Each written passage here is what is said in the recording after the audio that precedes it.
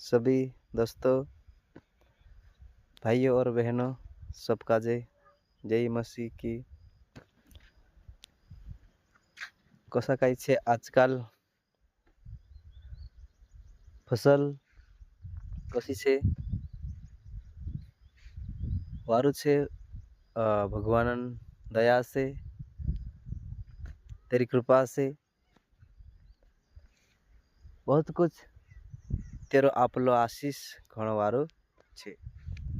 तो आपनो फर्ज कई बने कि जो भी देखने में आवे जो वारो छे, चाहे मक्का हो, चाहे भंजिया हो, चाहे जुआर हो, चाहे जो भी कुछ આપણું વેર રહ્યા या इस संसार में जगत में छे, तो जो भी कई भगवान बनायु एने आपी जो घणो वारू छे,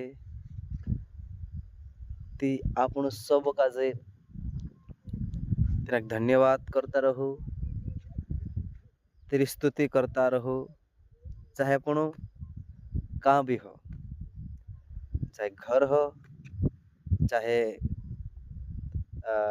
बाहर धाड़की धंधु करता हो, चाहे महाराष्ट्र में हो, चाहे गुजरात हो, चाहे घर हो,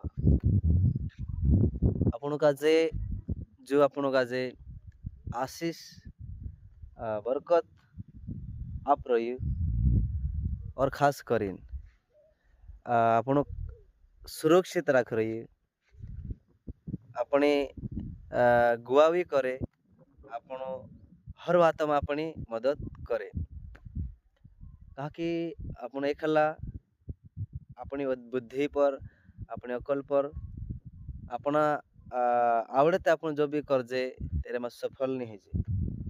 घणी बातों में कमी रही जाए, पर जो प्रभु यीशु मसीह छे जो अपनी मदद करे, जो अपनी राखवावी करे, करी भाईस बनश्या सब काजे कहम कि समय कोदा काजे नहीं है इन दहाड़ा में, इन टेम में, इन समय में कदाच प्रार्थना करने समय नहीं है, भगवान नाव लेने टेम नहीं है, मीटिंग में जाने समय नहीं है, पर दूसरे जागे फालतू जागे जाने समय निकाल ले।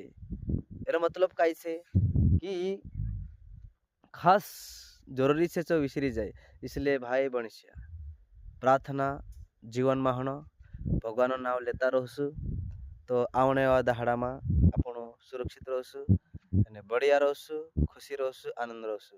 कहा कि भगवान समय आवे तेरा नाव लेता रहो, तेना